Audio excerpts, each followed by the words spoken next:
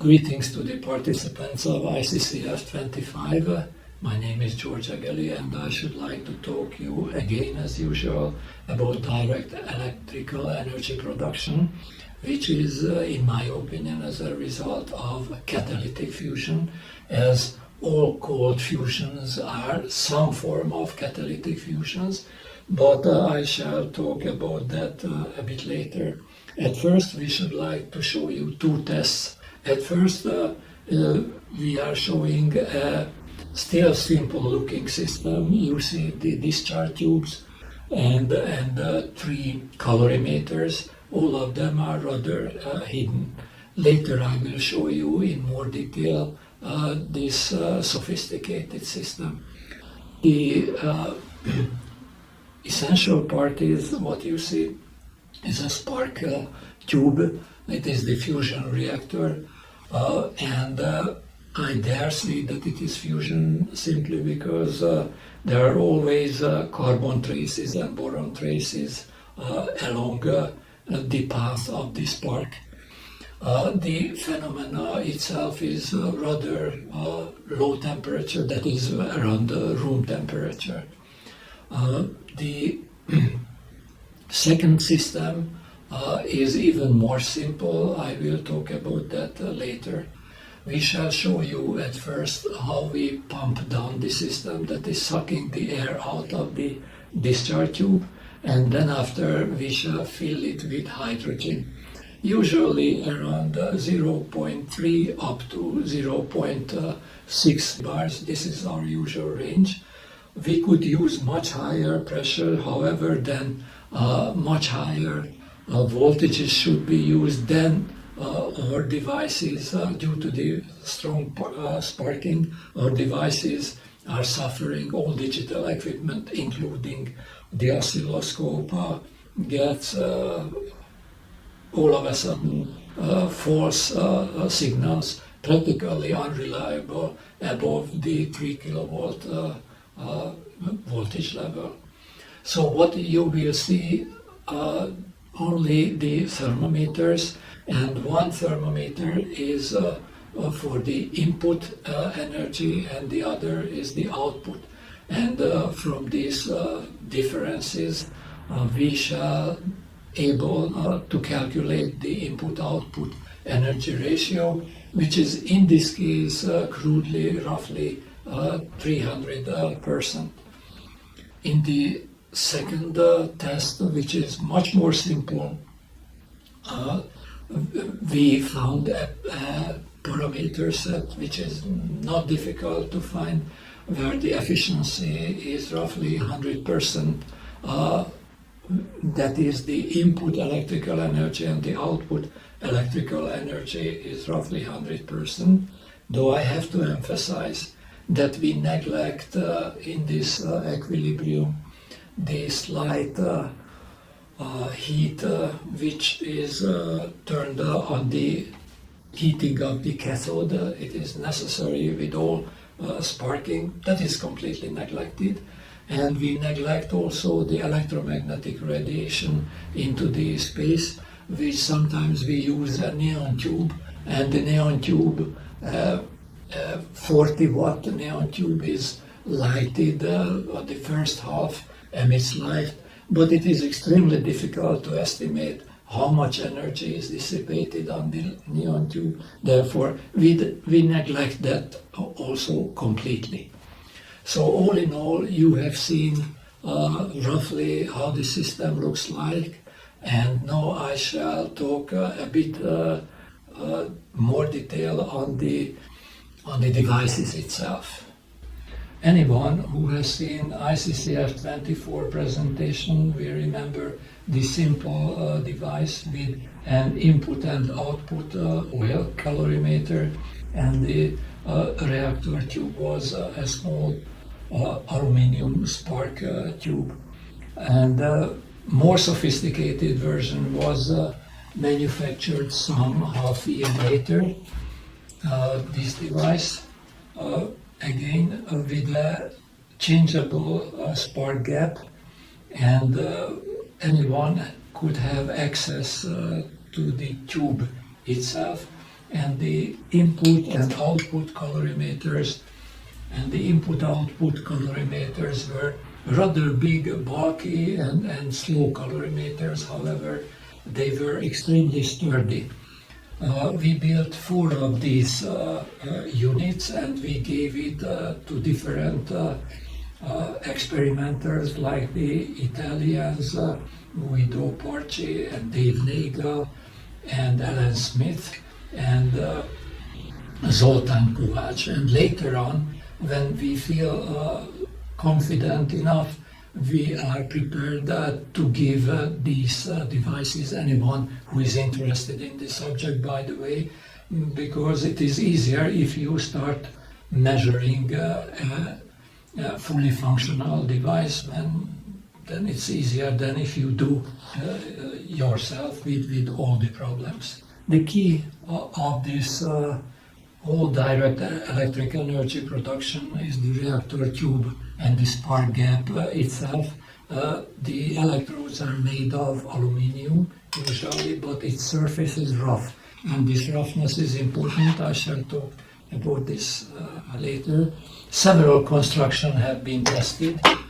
Several volunteer engineers contributed to this endeavor, and all these spark gaps are tunable, so we are able to change continuously the spark gap during the action, and it has a very important effect on the efficiency also. We use peristatic pumps usually, and they are simple to make and very reliable, as you see, and the pressure gauge is also usually very simple. This is our most sophisticated colorimeter. The resistor is there, and the thermometer, and there is a heat conducting glue between them.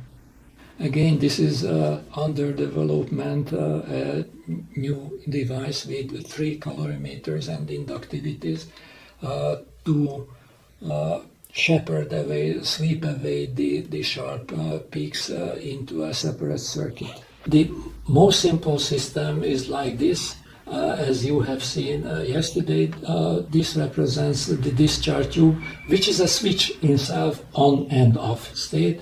There is a vacuum pump and a hydrogen generator, and the roadless.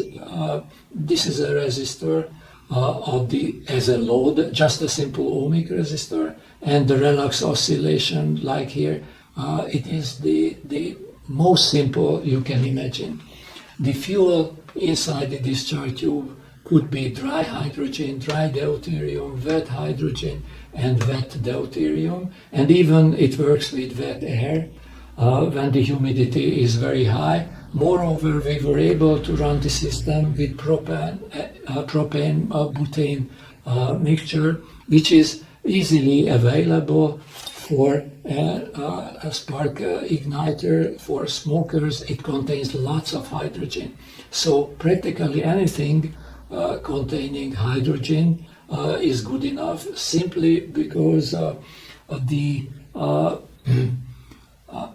the process with the help of catalysis is so strong that it doesn't matter which hydrogen isotope we use. In fact, deuterium, pure deuterium was not better than pure or dry hydrogen. The effect appears as a series of very steep sparking. I mean steep if we watch the voltage on the oscilloscope. So this we call as wolf teeth. As you see that the frequency is not permanent. It is changing gradually, slower and slower. In our opinion, then these condensed plasmoids, which are conglomerate of millions of electrons, so when they explode, they create these short transients, very fast transients, and this gives the excess energy.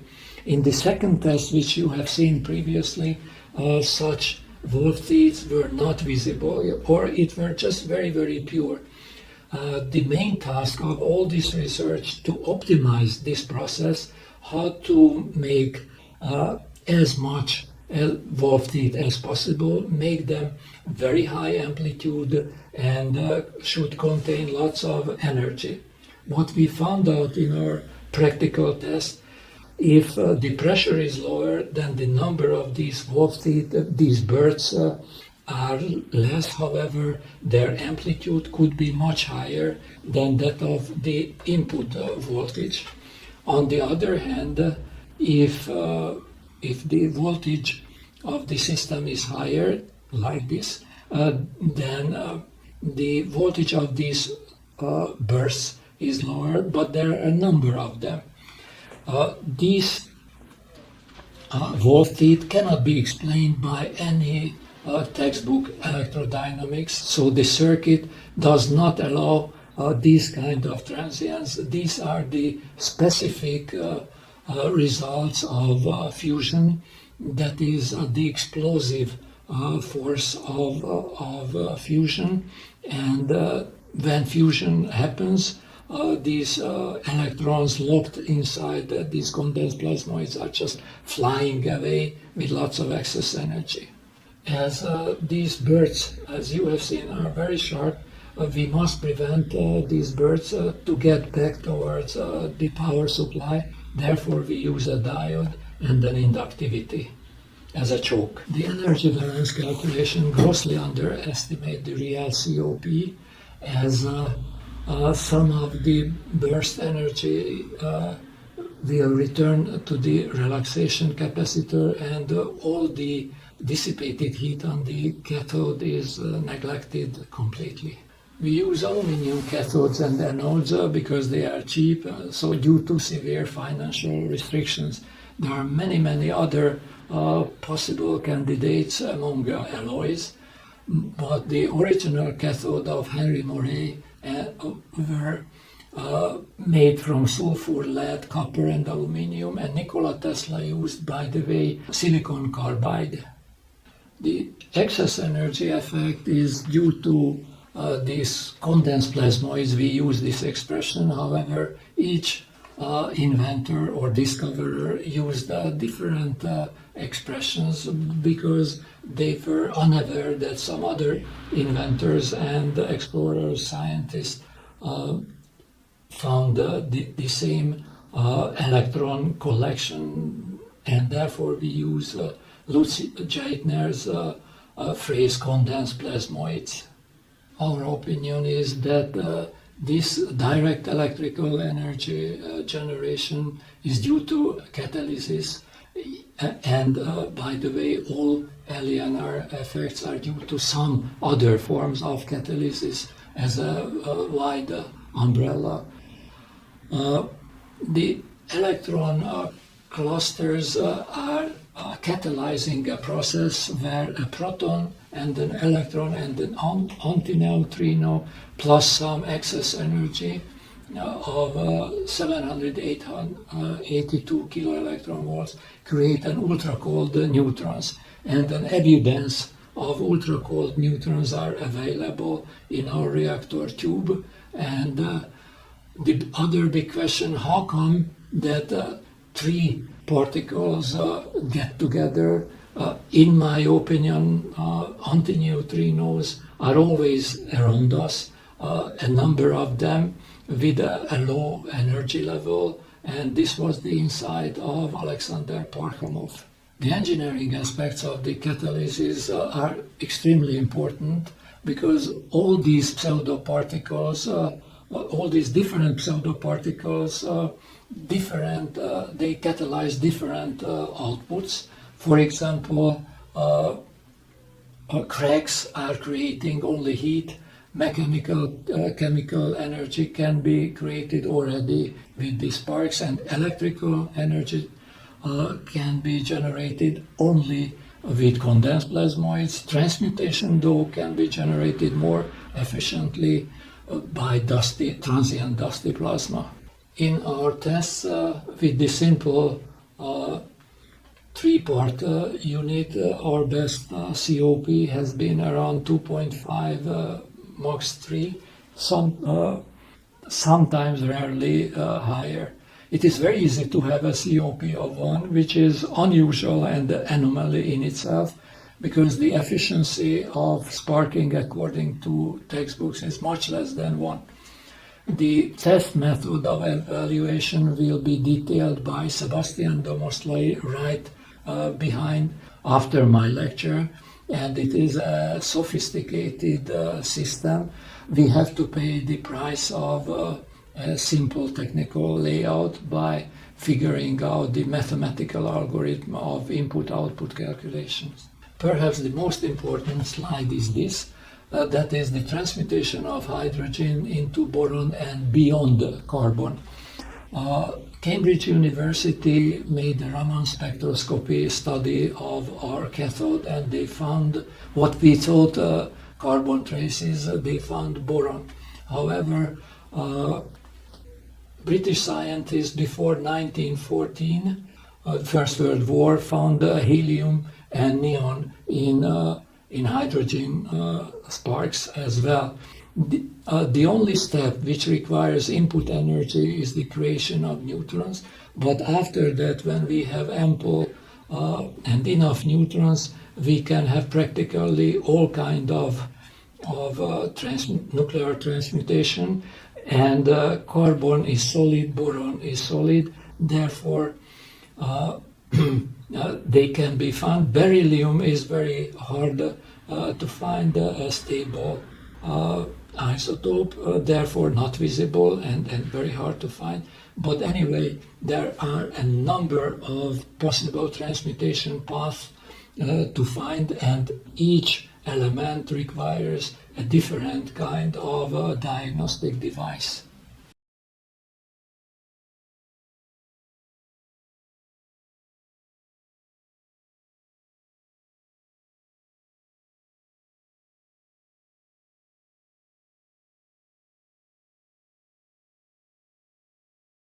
The dust fusion requires some additional comment.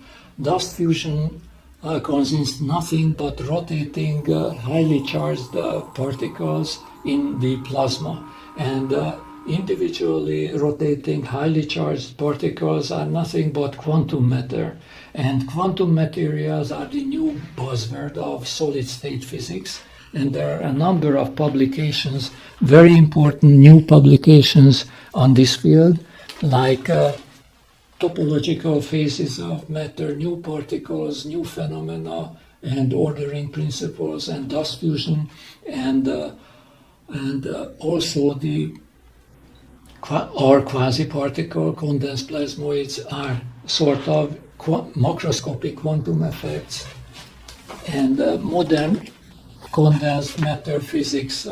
They are published by Cambridge University Press, or I may recommend also Zagoskin's monography, Quantum Engineering, Theory and Design of Quantum Coherent Structures. All our LANR stuff is about these quantum matter, long-range interactions and quantum entanglement in an unexpected, bizarre form. So when highly charged dust particles, which necessarily rotate, they cannot do anything else but rotate and oscillate, are distributed among plasma. They have a new collective phenomena. They behave as quantum matter. They show a macroscopic quantum effect, and due to this, there is an extremely enhanced transmutation of all kinds of very heavy materials, including lead and bismuth.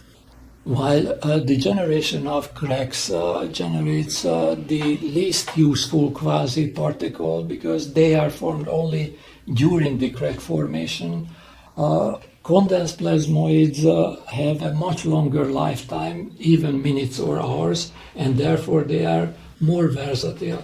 Therefore we can generate heat, chemical energy, mechanical. We shall continue the longer version of the ICCF-25 lecture, simply because in these 25 minutes only a fraction of the problems are exposed. The soul of this whole catalytic fusion process is, of course, the spark-generating fusion reactor. It seems for most people in the audience that to call this simple-looking modest tube nuclear reactor seems absurd or ridiculous. However, in fact, the traces of the carbon and boron traces are there. There are absolutely clear proof of the catalyzed fusion. Therefore, if catalyzed fusion reactions do take place here, then we can aptly and rightly name this spark tube as a reactor. It is debatable how to make the sealings. Usually the technical civilization is marked always by a step in the advancement of sealing. Steam engines were not possible to realize until it was technically feasible and possible to make sealings in pistons. So do not underestimate the significance of sealings. We have made, with the help of volunteers, over 100 different types of tubes with different attitudes towards the sealings. In this case, for example, the sealings are hidden over here, yet it is possible to change the gap between the cathode and the anode under sealing. There is also another problem: what sort of material is the best for the tube itself? Of course, we started over 200 pieces of glass where the sucking tubelet is outside. However, in practice, glass proved to be a disaster.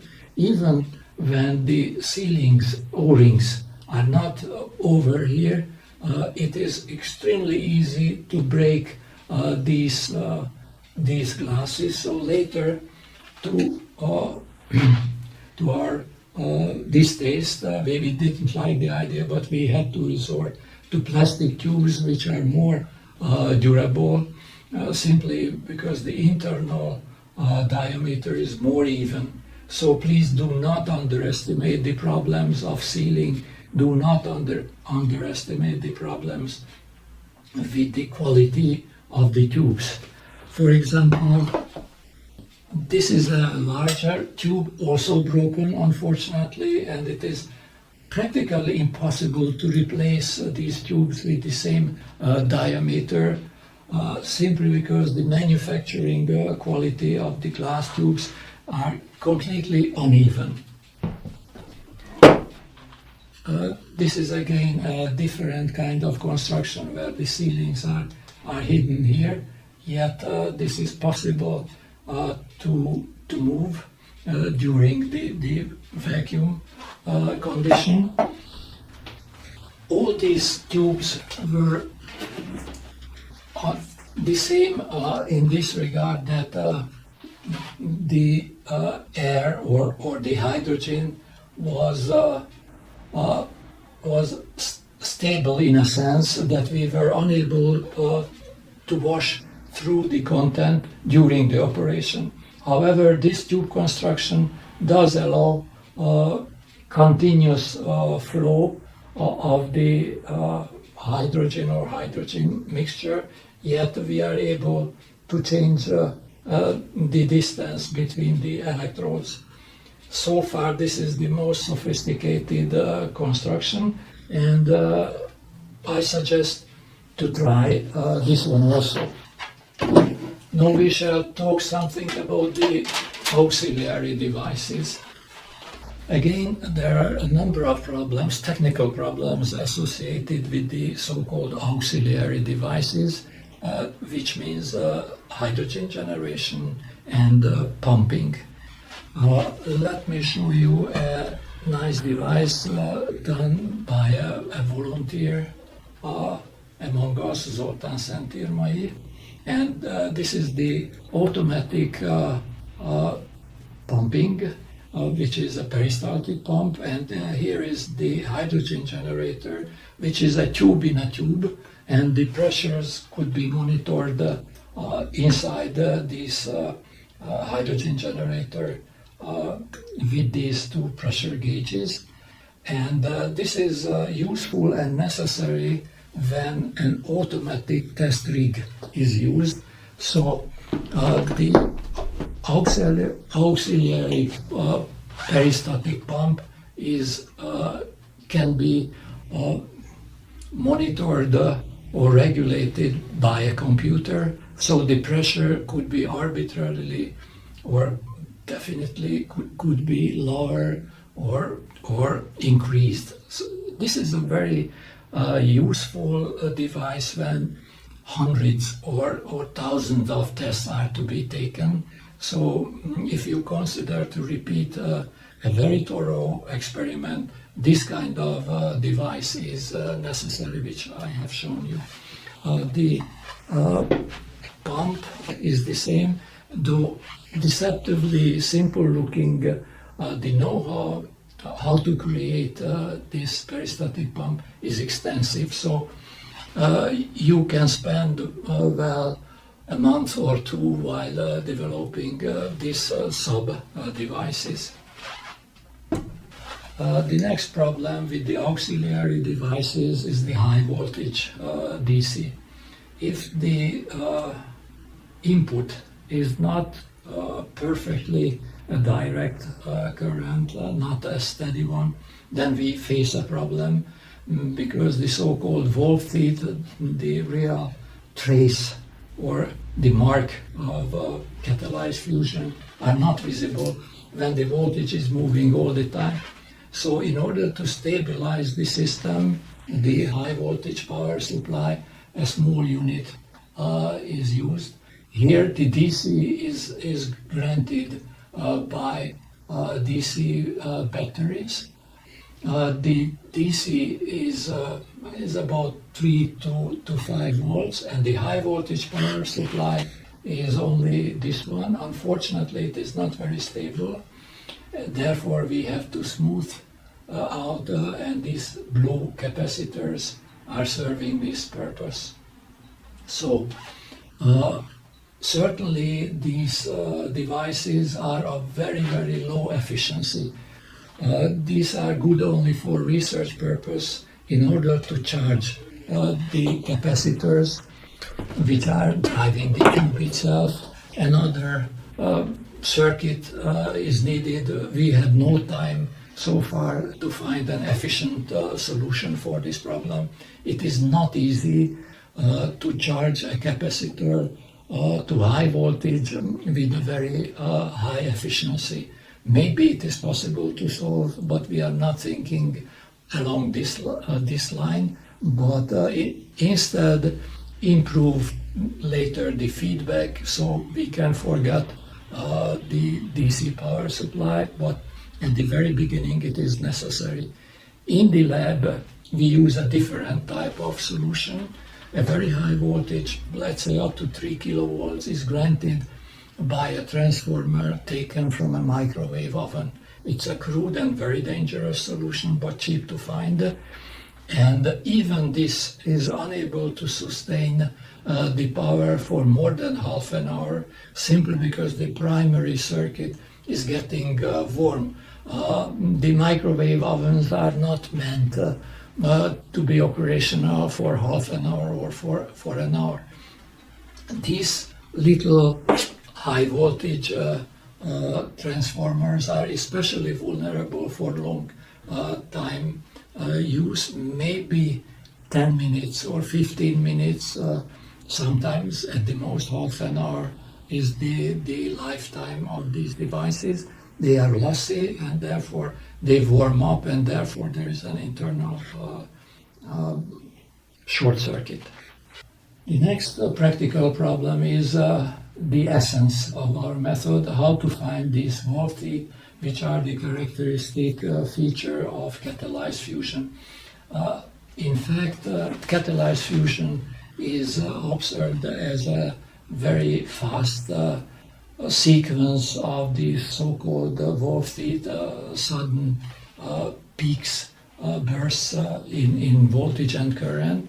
They could be in the order of kilowatts or hundreds of kilowatts.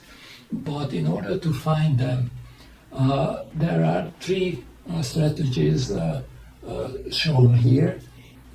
We use usually the first method, keep the input DC voltage steady around 2 kilowatts and change and decrease the pressure gradually from 0.8 to 0.2 bars. Of course, if you build such a device, you can do whatever you like, but this was for us the most fruitful approach, and the gap is usually kept steady, constant during an experiment. But there are millions of possible conditions combining the pressure, the electrode quality, the gas quality, the plasma quality, the gap distance, and of course the shape of the electrode edges. We are lost simply. There are so many parameters to be researched which we're so far unable to do up to this time. We shall have volunteers who will help us in this research. The next important practical problem is the calibration of the colorimeters. You see here these colorimeters inside of an inductive coil, and there are two solutions for us. The first was to keep the thermometer and the ohmic resistance apart in an air core. Then the transfer of heat is much slower. However, but the advantage is that in case of any trouble, we can dismantle and reassemble the system. We can see what is going on. And with the very high resistance, the mega ohms, colorimeters can be calibrated with a high voltage DC power supply, let's say with the microwave transformers, and the low voltage, let's say couple of kilo ohms resistor colorimeters can be calibrated simply with a 30, 40, 100 volt lab power supply. My personal preference is when a heat conducting epoxy resin is used inside the colorimeter, because it is always the same, and it makes the colorimeter mechanically stable. However, there are a number of variations. At the very early stages, we used oil inside of our colorimeter, as you have seen on previous videos. I should like to emphasize some theoretical looking feature, but in my opinion, this is not theoretical, this is a strictly technical one. That why to use condensed plasmoid? The Pons-Fleischmann method used and other followers used cracks, that is diffusion into the usually palladium or nickel alloy, but these cracks have a very short lifespan, and they are irreversible. Once you open a crack, it will remain there, so it's irreversible. Therefore, after a while, or your volume is more or less cracked, and then after the device is no longer producing any excess energy. Moreover, crack-generated devices produce only heat. You cannot use for any other practical purpose crack-generating devices, just heat. So the LANR community somehow automatically believes that this catalytic fusion process, or LANR, is yielding nothing but heat. No, it can yield, with the help of condensed plasmoids, anything else, mechanical energy, like the Horvath solution, or Joe Pop's solution, or János Jekkel, who generated with the help of condensed plasmoids oxygas, for example. So, in my opinion, due to the long active lifespans of condensed plasmoids, sometimes Russian researchers talk about ours. So this is a major advantage of condensed plasmoids over any other LNR process. So why quasi or quasi particles are useful for to catalyze fusion? Simply because they have a higher mass and higher charge than an ordinary electron, so they are able to shield the counteracting repulsive forces between, let's say, protons or deuteriums or whatever. Moreover, it is possible to generate neutrons, as we discussed it before. The first quasi-particle was muon, which is not considered to be a quasi-particle. However, the lifespan of a muon is the same of a ordinary quasi-particle, let's say a polariton, which means a bunch of electrons and protons polarized for a while and then reunited and neutralized. But my choice is always the so-called condensed plasmoid, which is much higher mass and charge than of a single electron or that of a muon. What sort of quasi-particles should we choose? It is an engineering question, first of all, so it is on the table of the engineer where this issue is settled down. There are a number of ways to make polaritons. Cracks are the so-called easiest way by diffusion into rigid materials. And bubble generation is also a usual and relatively easy engineering solution. Underwater sparking is the favorite of amateur inventors.